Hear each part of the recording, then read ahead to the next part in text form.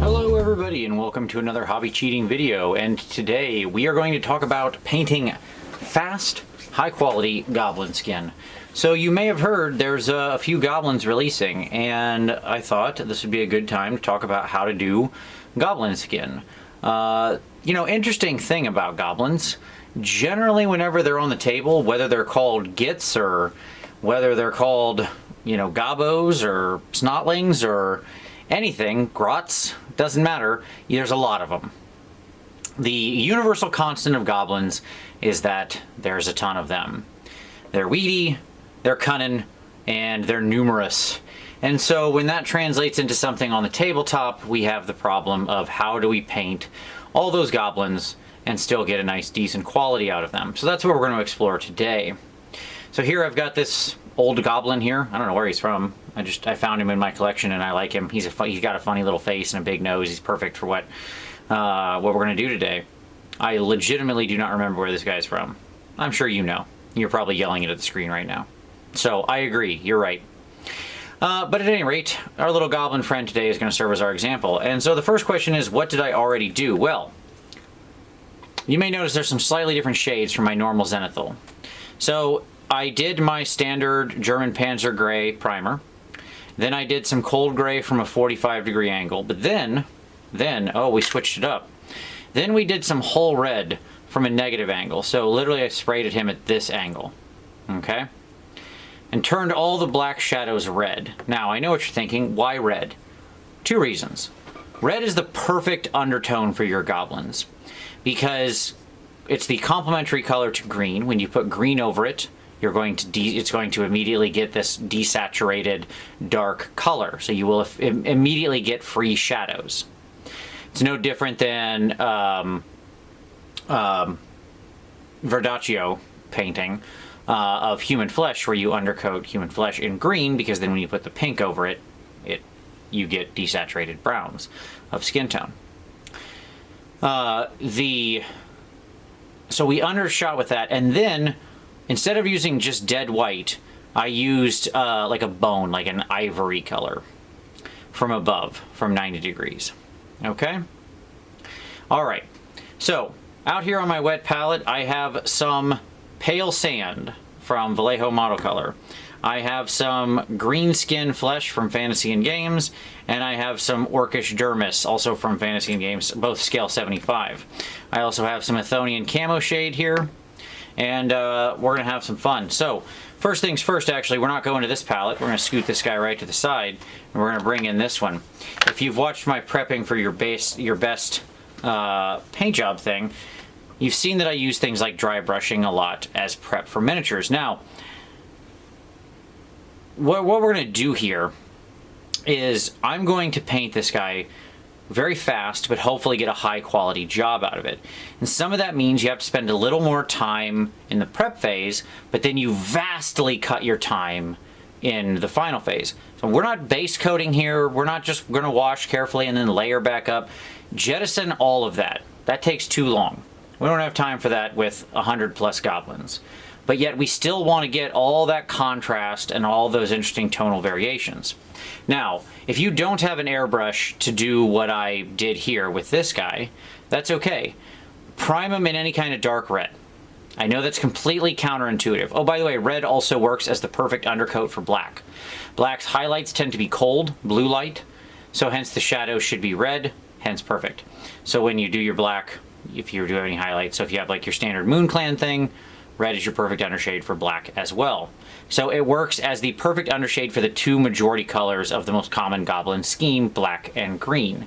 If you happen to be doing red goblin clothing, as I've seen a lot of people do their goblins with recently, hey, even better, because you're halfway home. So you do it all in prime them all in red, and then you do your zenithal priming with a rattle can with just some bone from above.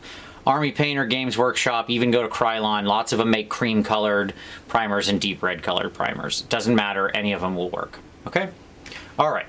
So, we're going to start. We got some pale sand here. This is the same color that's on my wet palette. I'm going to take a little bit of that into my soft makeup brush. As always for our dry brushing, we use a nice soft makeup brush. Look for eyeliner brushes, contour brushes, that kind of stuff. They will be especially soft. That's what you want to grab. This is a contour brush for applying kabuki makeup, which I quite like. Alright, then very quickly, we're just going to give him a nice fast dry brush. This is going to pick out our edges. We're doing this as the first step, not the last. Never finish on dry brushing. That's the first way to make your miniatures look bad. Finishing on dry brushing gives you a rough texture, even when you use a very, very soft brush, as this is. And you can see how I don't get a lot of roughness out of this, right? And that's because the bristles are so soft and I have so little paint. Notice how many times I'm moving the brush across the miniature to get paint to stick. So we go nice and soft and repeated steps with a nice soft brush. Okay? All right, boom. There we go. A few seconds. Let's get that wet. Get the rest of that paint off there. Done. Next step. Dry brush is gone. See you later, dry palette. Wet palette, you're back in. All right. So the next thing we're going to do is very quickly, we're going to go ahead and give his skin a little wash with Athonian Camo Shade. Now, why am I washing right here? Two reasons. First, I want to make sure I get those shadows nice and deep. One of the things people do, the reason you wash in the middle and then layer back up is because, you know, washing is real messy. It leaves coffee stains and all sorts of ugly stuff all over your model. However, if we do it now, after our dry brush, what we get, I'm just going to grab it straight out of the pot here. What we get is just a nice soft tint on this. And what I'm trying to do is to get the colors to pool down in the shadows. By putting this over, it also kills out the rest of my red. It's when it hits that red, it's there, very subtle red, it's going to immediately turn into an even darker green. If you've watched my previous video on painting orc flesh, you'll notice I made them very minty green. I like my orcs minty green. I like my goblins sallow. So this is how we're going to get a nice quick scheme with a nice yellow green.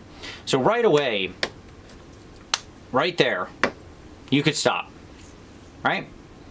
Like, that's a sallow goblin color. I've done nothing except that prep work, and then that dry brush and one wash. And we basically have a goblin, right? But of course, I don't want to stop there, because where's the fun in that, right? My point is simply, you can achieve a lot through the undershading fast. If I was going to paint an army of 100 goblins and I was really just concerned with getting them on the tabletop, you could call the skin right there and you're done. And that prep work is simple. You can do 100 goblins with your airbrush in, you know, 20 or 30 minutes. But here, and then, you know, just dry brush them all real fast. I wasn't just wash, wash, wash. No careful techniques, no nothing where you're trying to like precisely get little details, you know, just boom, boom, boom, boom. But we're going to go a step farther. Of course we are, okay? So, when we go a step farther, what we're going to do here is I'm going to grab a nice brush here, and what we're going to do is just very thin, we're going to take some of that pale sand, just thin it out with a little water, nothing else. You can use medium and flow weight and stuff like that if you want, that's fine. And then what I'm going to do is I'm going to smooth out some of these highlights real quick. Just going to reinforce them. So I'm going to hit like the knuckles, right? And I'm using this pale sand because it has a lot of yellow in it. What I want is I want my undershade, when that lighter yellow white hits a green, what's going to happen is we're going to get, you notice the wash is still wet. That's a good thing because it just helps me pull that color together. It's effectively just some free wet blending. A lot of people say wait till the wash dries. It's a premise I do not understand. Why would you do that? Why let the wash dry?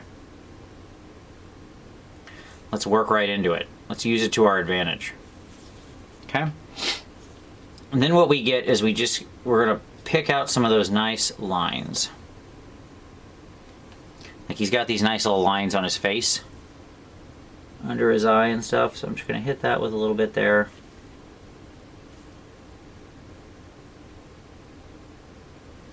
There we go. Okay. Easy peasy.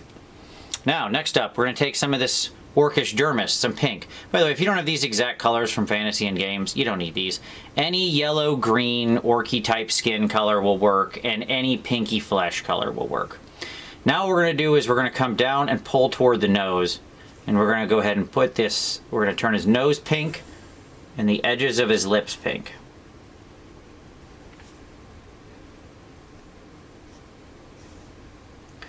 I can also hit his elbows if I want. You notice I'm not really worrying about his legs. Like, he has these little legs down here. Maybe I could hit his knees with a little pink. But you notice how I didn't go back in and re-highlight them or anything? That's because they're his little tiny, almost invisible legs. This is the part of the goblin you see, so this is the part of the goblin I'm focusing on. Maybe we'll get these back knuckles a little. Let's pull a little pink toward them real fast. Boom, boom, boom. Boom, boom, boom, boom. Some of those lips.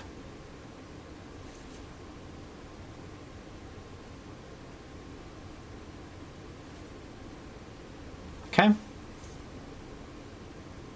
All right. So now he's got a very, very, very pink nose. Too pink, frankly. Okay? And that's fine. Final step is now we're going to come in with this green, and we're going to turn it into a glaze. So if you're not sure how to make glazes, you can go watch Hobby Cheating 122. You'll see the how to glaze, but I'm just going to thin this down with water. Make a nice thin consistency of it. We'll test it on the back of our hand as always. Looks good. And then what I'm going to do is I'm going to pull away from the nose. And I'm not going to go down to the deepest levels. We're just going to go ahead and pull away from the spots where there's pink. And very lightly. You notice I wicked off all the excess. There's all that green that came off my brush. Again, when we're glazing, the key is it's very thin, but we're not washing. We wick off all the excess liquid. Then we test. Right? And then we're just going to go ahead and cover that and just enrich. Don't need to enrichen. Too many suffixes. Some of that green. And we can, because it's so thin, we can go right over the white, and that's fine.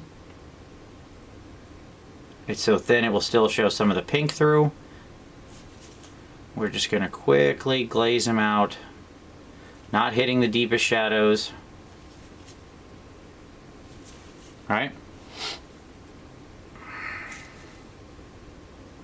Now, if you want him to be more yellow, if what you get out of a color isn't quite green enough, or isn't quite whatever, you just push your color a little bit in that direction. I can thin down this green even more.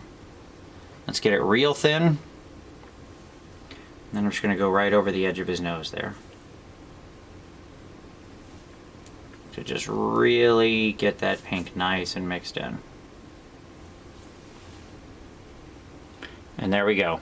Now we get our nice, varied, you can see the definition in his hands, in his muscles, right? This guy will still pop from a distance on the tabletop. So we can stop there. And now we've got a nice shaded goblin, he's got a nice bright nose, all that kind of stuff. If you want to go farther, again, defining what quick means is really is different things to different people. If we want to go a little farther, then we take some of that pink and we reglaze it back the other direction. And the reason we keep going back and forth is so we get layers of those colors crisscrossing over top of each other. Creates that visual confusion. It makes it hard for the eye to define. We do the same thing on the lips. Do the same thing on the knuckles. We can also take some of this green, pull it together with some of this white.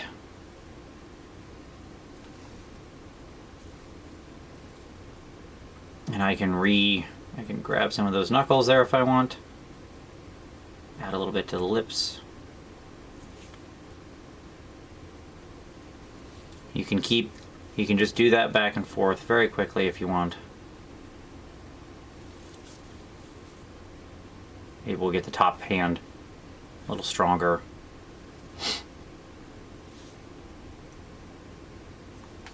Then we go back into our regular green glaze.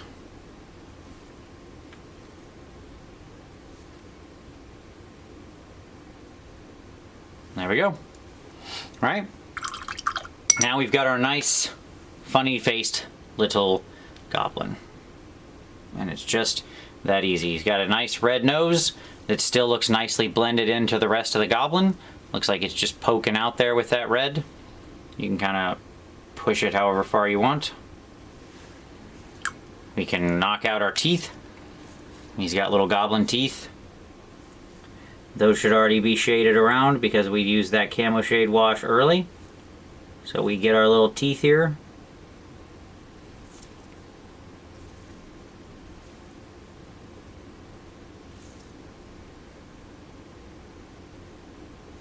Make your eyes red or whatever, and you're good to go.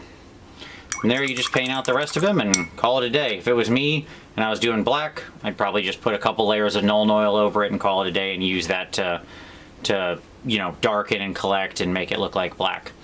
That's all there is to it. You can see there, I think that's a pretty nice looking goblin for a few minutes work. You can go as far as you want. The trick is, even this you can still keep taking farther or not. You have to decide what speed painting means to you in your army of potentially 100 or 120 or whatever goblins, right? And how far you're willing to go on each one of them. But what I want to point out here is that through the use of this undershading and prep work, we can get a really nice looking goblin that has a lot of contrast, a lot of highlights, and a lot of interesting tonal variation across his muscles and everything with very little actual careful work. Like, none of this required high-level techniques or anything like that. It's all just a matter of setting up your prep work correctly and then executing on it. Okay? So, there you go. That's it. That's fast, high-quality goblins. Or goblin flesh, I should say. But as always, give that a like if you like it. If you use it in your own git painting, you have to share that back with me and, you know, let me see how that looks. I do hope that you're able to get your army of gits on the table nice and fast. But as always, I very much appreciate you watching this one. Subscribe for additional hobby cheating. We have new videos here every Saturday. But as always, I thank you very much for watching this one, and we'll see you next time.